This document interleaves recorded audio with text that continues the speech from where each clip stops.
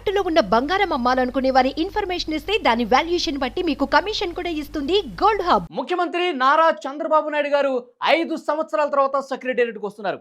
సెక్రటేరియట్కి వచ్చి 4 గంటల 41 నిమిషాలకు ఆయన ముఖ్యమంత్రిగా తన ఛాంబర్లో కూర్చుని, మొదటి ఫ్లోర్లో ఉన్నటువంటి ముఖ్యమంత్రి ఛాంబర్లో కూర్చొని 5 ఫైళ్ల మీద సంతకాలు కూడా చేశారు. బాధ్యతలు స్వీకరించిన మొదటి రోజే 5 ఫైళ్ల మీద తను ఇచ్చినటువంటి హామీలకు సంబంధించి 5 ఫైళ్ల మీద సంతకాలు చేసేశారు.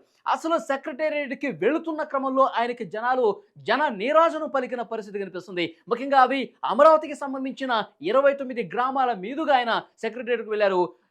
అమరావతి రాజధాని రైతులు కన్నీళ్లు పెట్టుకుంటూ గత 4.5 సంవత్సరాలుగా ఎలాంటి పోరాటాలు చేశారో మనం చూసాం. సో ఉన్న రాజధానిని పూర్తిగా 3 రాజధానులు చెప్పి అక్కడ రాజధాని లేకుండా చేసినటువంటి పరిస్థితి ఉన్న నేపథ్యంలో రాజధాని రైతులు రాష్ట్ర వ్యాప్తంగా ఆందోళన చేశారు. అమరావతి రాజధాని ప్రాంతంలో వాళ్ళు టెంట్లు పెట్టుకుని సంవత్సరాలుగా కన్నీళ్లు పెట్టుకుని ఆవేదన పెట్టుకుంటూ, మేము రాష్ట్రం కోసం రాజధాని కోసం భూములు ఇస్తే మా భూముల్ని తీసుకుని తర్వాత మాకు పూర్తిగా నిలువ నీడ లేకుండా చేశారు. రాజధాని వస్తుందని చెప్పి రాష్ట్ర అభివృద్ధి కోసం మేము భూములు ఇస్తే మా నోట్లో మట్టి కొట్టాడు జగన్మోహన్ రెడ్డి అంటూ పెద్ద ఎత్తున విమర్శలు చేశారు, ఆందోళన చేశారు. ఆందోళన చేస్తున్నటువంటి మహిళా రైతులను కూడా జుట్టు పట్టుకుని ఈడ్చిన సందర్భాలు ఉన్నాయి. సో అలాంటి సిచ్యువేషన్ రాజధాని ప్రాంతంలో కనిపిస్తుంది. కానీ ఇవాళ ముఖ్యమంత్రిగా నారా చంద్రబాబు నాయుడు గారు ఆ ప్రాంతంలో అడుగు పెట్టినప్పుడు జనాల నుంచి ఎలాంటి స్పందన వచ్చిందంటే, పూలు జల్లుతున్నారు. మా ముఖ్యమంత్రి మాకు వచ్చాడు, మళ్ళీ మాకు అభివృద్ధి జరుగుతోంది, మళ్ళీ మా సంక్షేమ బాట పట్టబోతున్నాం అని చెప్పి ఆనందోత్సాహాల మధ్య వాళ్ళందరూ కూడా ఘన స్వాగతం పలికిన పరిస్థితి కనిపిస్తుంది. ఆ విజువల్స్ ఇక్కడ మీకు చూపించే ప్రయత్నం చేస్తున్నాను చూడండి. నారా చంద్రబాబు నాయుడు గారు సెక్రటేరియట్కి వెళ్తున్న క్రమంలో తాను ముఖ్యమంత్రిగా బాధ్యతలు స్వీకరించడానికి ఆయన సెక్రటేరియట్కి వెళ్తున్నటువంటి క్రమంలో ప్రజల నుంచి ఎలాంటి స్పందన ఇచ్చిందో ఇక్కడ మీరు విజువల్స్లో చూడొచ్చు. చాలా స్పష్టంగా ప్రతి ఒక్కరు కూడా చంద్రబాబు నాయుడు గారిని కలిసి శుభాకాంక్షలు తెలియజేస్తున్నారు. మళ్ళీ మాకు మంచి రోజులు వచ్చాయని చెప్పేసి ఆయనకి చెప్పుకుంటున్నటువంటి పరిస్థితి కనిపిస్తుంది ఇక్కడ. సో అక్కడ మనకి భద్రత కనిపిస్తుంది. ఆ భద్రత ఉండగానే రాజధాని ప్రాంతానికి సంబంధించిన సాధారణ ప్రజలు, రైతులు అందరూ కూడా ఆయనకి ఘన స్వాగతం పలుకుతున్నారు. రాజధాని ప్రాంతం మొత్తం కూడా స్వాగత తోరణాలు ఏర్పాటు చేశారు, భారీ హోర్డింగ్లు ఏర్పాటు చేశారు. నవశకం ప్రారంభమైంది, నవ్యాంధ్ర రాజధానిగా అమరావతే ఉంటుందని చెప్పి చంద్రబాబు నాయుడు గారు మరొకసారి స్పష్టం చేసిన నేపథ్యంలో రాజధాని ప్రాంత రైతులందరూ కూడా ఒక్కసారిగా గుంపుగడి ఆయన కాన్వాయ్ వెనకాలే పరిగెడుతూ ముందుకెళ్తున్నటువంటి పరిస్థితి కనిపిస్తుంది. పెద్ద పెద్ద పూలదండలు వేశారు.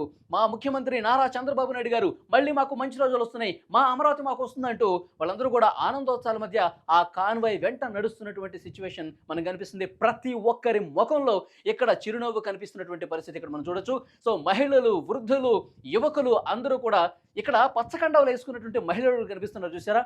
4.5 సంవత్సరాలుగా వాళ్ళందరూ కూడా టెంట్లు వేసుకుని అవే కండువాలు వేసుకుని మా రాజధాని మాకు కావాలి, 3 రాజధానులు వద్దు, అమరావతి ముద్దు అని చెప్పి వాళ్ళు పెద్ద పెద్ద బ్యానర్లు కట్టుకుని వైసీపీకి వ్యతిరేకంగా, జగన్మోహన్ రెడ్డి గారికి వ్యతిరేకంగా ఎలాంటి ఆందోళన కార్యక్రమాలు చూశారు. సో వాళ్ళ ముఖంలో ఒక సీరియస్నెస్ గతంలో కనిపించేది, ఒక ఆందోళన కనిపించేది, ఒక ఆవేదన కనిపించేది. మా కుటుంబాలు రోడ్డు మీద పడ్డాయని చెప్పి ఒక ఆవేదన భరితమైనటువంటి పరిస్థితి వాళ్ళకు ఉండేది. కానీ ఇవాళ పరిస్థితులు మారాయి. అన్ని రోజులు ఒకేలా ఉండవు, ప్రతిరోజు కూడా ఆవేదనలో బతికాం ఈ 4.5 సంవత్సరాల పాటు. కానీ ఇప్పుడు మళ్ళీ మాకు మంచి రోజులు వచ్చాయి. మా భూములకు సంబంధించి ఏవైతే మేము రాష్ట్రం కలలు కానీ అమరావతి రాజధాని అవుతుందని చెప్పి మేము భూములు ఇచ్చాము, మళ్ళీ మాకు మంచి జరగబోతోందని చెప్పి వాళ్ళందరూ కూడా చెప్పుకున్న పరిస్థితి కనిపిస్తుంది. జన నీరాజనం కనిపిస్తుంది. రాజధాని గ్రామాల వెంట ఆయన కాన్వాయ్ పోతున్న క్రమంలో పూలు చల్లుతున్నారు చూసారా. సో ఎంత ఘన స్వాగతం లభించిందో మనం చూస్తున్నాము. దారి పొడవునా కూడా పూలు చల్లుతూ జై చంద్రబాబు, జై తెలుగుదేశం, జై కూటమి అంటూ నినాదాలు చేసే పరిస్థితి కనిపిస్తుంది. మొత్తం ఆయన అక్కడ రాజధాని ప్రాంతంలో పర్యటన మొత్తం కూడా ఇలాంటి ఒక భావోద్వేగ వాతావరణంలో కనిపిస్తుంది. కొంతమంది ఆనంద బాష్పాలతో కన్నీళ్లు పెట్టుకుంటున్నారు. మళ్ళీ మాకు మంచి రోజులు వస్తాయని మేము అనుకోలేదు, గత ప్రభుత్వం మమ్మల్ని ఏ విధంగా దగా చేసిందో, ఇంకా మా బతుకులు ఇంకా నిలబడమేమో అని చెప్పేసి మేము అనుకున్నాం. కానీ పరిస్థితుల్లో పూర్తిగా మార్పు వచ్చింది.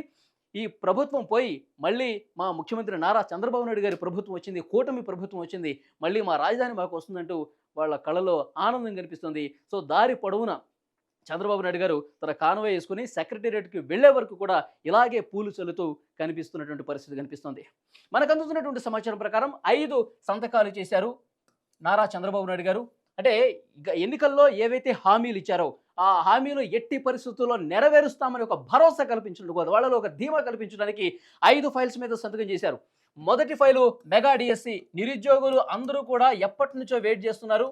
సో మెగా డిఎస్సి పోస్టులు మేము చదువుకున్నాం, గ్రాడ్యుయేషన్ చేసాము, కానీ మాకు ఎలాంటి ఉద్యోగాలు లేవని చెప్పి వాళ్ళందరూ ఆవేదన చెందినటువంటి పరిస్థితి కనిపిస్తుంది.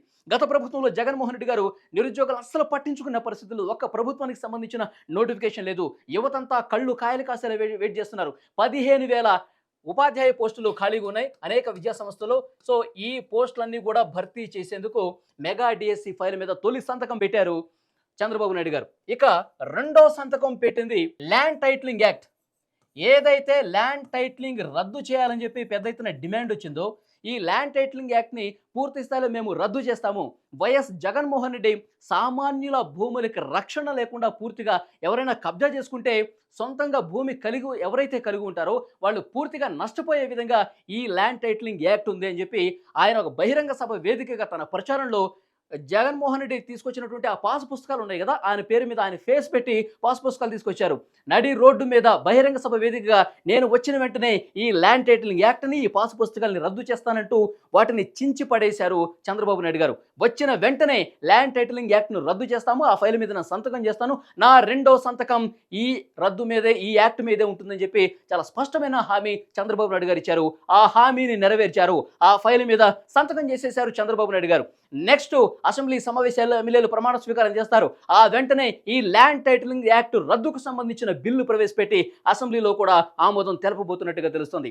ఇది రెండో సంతకం. మొదటి సంతకం మెగా డిఎస్సి, రెండో సంతకం ల్యాండ్ టైటిలింగ్ రద్దుకు సంబంధించిన డిసిషన్. ఇక మూడో సంతకం పింఛన్లు, 4,000 రూపాయలు పింఛన్లు పెంచుతామని చెప్పేసి అన్నారు చంద్రబాబు నాయుడు గారు. యాక్చువల్గా 3,000 రూపాయలు పెన్షన్ వస్తుంది. తాము అధికారంలోకి వస్తే, కూటమి అధికారంలోకి వచ్చిన వెంటనే ఏప్రిల్, మే, జూన్ ఈ 3 నెలల నుంచి, ఏప్రిల్ నుంచి ఈ 4,000 పెన్షన్ అమలు చేస్తామని చెప్పారు. ఇప్పుడు 3,000 వస్తుంది కాబట్టి ఏప్రిల్, మే, జూన్ ఈ 3 నెలలకు సంబంధించి 3,000, తర్వాత జూలైలో ఇచ్చేటటువంటి 4,000 మొత్తం కలుపుకొని జూలై 1 తారీఖు 7,000 రూపాయలు పెన్షన్ ఇస్తాం. ఆగస్టు నుంచి 4,000 రూపాయలు కంటిన్యూ అవుతుందని చెప్పి ఒక స్పష్టమైన హామీ కూటమి తరఫున ఇచ్చిన పరిస్థితి కనిపిస్తుంది. ఈ సామాజిక పెన్షన్లకు సంబంధించి 4,000 రూపాయలు ఇచ్చేటటువంటి పెన్షన్ కూడా పూర్తిగా అమలు చేసే పరిస్థితి ఉంటుంది. సో దాని మీద కూడా చంద్రబాబు నాయుడు గారు సంతకం చేసినటువంటి పరిస్థితి ఉంది. సో ఇక 4వ సంతకం వచ్చేసరికి అన్నా క్యాంటీన్స్. అన్నా క్యాంటీన్స్ మనకు తెలుసు, చంద్రబాబు నాయుడు గారు 2014 నుంచి 19 కాలంలో అంటే అన్నా క్యాంటీన్లు తీసుకొచ్చారు. అల్పాహారము అలాగే మధ్యాహ్న భోజనానికి సంబంధించి 5 రూపాయలకే భోజనం ఇచ్చినటువంటి పరిస్థితి ఉంది. కానీ వైఎస్ఆర్ కాంగ్రెస్ పార్టీ ఎప్పుడైతే అధికారంలోకి వచ్చిందో అప్పటి నుంచి కూడా తెలుగుదేశం తీసుకొచ్చిన పథకం మేమెందుకు ఇంప్లిమెంట్ చేయాలని చెప్పి పేదవాళ్ళ కడుపు కొట్టిన పరిస్థితి కనిపిస్తుంది. అన్నా క్యాంటీన్ని పూర్తిగా నిర్వహణను ఆపేసిన పరిస్థితి కనిపిస్తుంది. అప్పుడు తెలుగుదేశం పార్టీ నాయకులు తమ సొంత డబ్బులతో చాలా చోట్ల అన్నా క్యాంటీన్ని నడిపించిన పరిస్థితి. మళ్ళీ మేము అధికారంలోకి వచ్చిన తర్వాత రాష్ట్ర వ్యాప్తంగా అన్ని జిల్లాల్లో, మండల కేంద్రాల్లో కూడా అన్నా క్యాంటీన్లు తెరిపిస్తాము, మళ్ళీ పేదవాళ్ళ ఆకలి తీరుస్తామని హామీ ఇచ్చారు. దానికే చంద్రబాబు నాయుడు గారు ప్రస్తుతం కట్టుబడి ఉన్నారు. సో ఆ ఫైల్ మీద సంతకం చేసినట్టుగా మనకి తెలుస్తోంది. అన్నా క్యాంటీన్లకు సంబంధించి అన్నా క్యాంటీన్లు మళ్ళీ తెరిపిస్తాం. ఇక 5వ ఫైల్కి సంబంధించి క్లియర్ కట్గా చెప్తున్నాను, స్కిల్ సెన్సెస్ అంటే ఏదైతే నైపుణ్య గణన ఉందో ఆ ఫైల్ మీద సంతకం చేస్తున్నట్టుగా తెలుస్తుంది. నైపుణ్య గణన మీద చంద్రబాబు నాయుడు గారు సంతకం చేశారు. సో ముఖ్యంగా ఈ నైపుణ్య గణన ఏంటంటే, నిరుద్యోగులు రాష్ట్ర వ్యాప్తంగా చాలామంది ఉన్నారు. అంటే వచ్చేటటువంటి పెట్టుబడులు, పరిశ్రమలు ఎప్పుడుగా వస్తాయి, కానీ ఆ పరిశ్రమల్లో, ఆ కంపెనీల్లో పనిచేయడానికి కావాల్సినంత స్కిల్స్ యువతలో లేవు. కాబట్టి ముందుగా ఆ స్కిల్స్ పెంచే కార్యక్రమం ప్రభుత్వం తీసుకుంటుంది. సో ఏదైతే జాబ్ చేయాలో ఆ జాబ్కి ఎలాంటి అవసరాలు ఉన్నాయి, ఎలాంటి క్వాలిఫికేషన్ కావాలి, ఆ జాబ్ చేయడానికి ఎలాంటి పరిస్థితి ఉండాలి, నైపుణ్యం కలిగి ఉండాలో, సో వాటన్నిటిని తెలుసుకుని ఎవరైతే డిగ్రీలు చేశారో, పీజీలు చేశారో దానికి తగ్గట్టుగా వాళ్ళలో ఉన్నటువంటి స్కిల్స్, ఎవరిలో ఏ స్కిల్ ఉందో తెలియదు. సో స్కిల్స్ పెంచే కార్యక్రమం ఇది. సో పూర్తి స్థాయిలో రాష్ట్ర వ్యాప్తంగా యువకుల నుంచి అప్లికేషన్స్ తీసుకుని ఎవరికి ఎందులో ఇంట్రెస్ట్ ఉందో ఆ స్కిల్ పెంచే కార్యక్రమం అనమాట.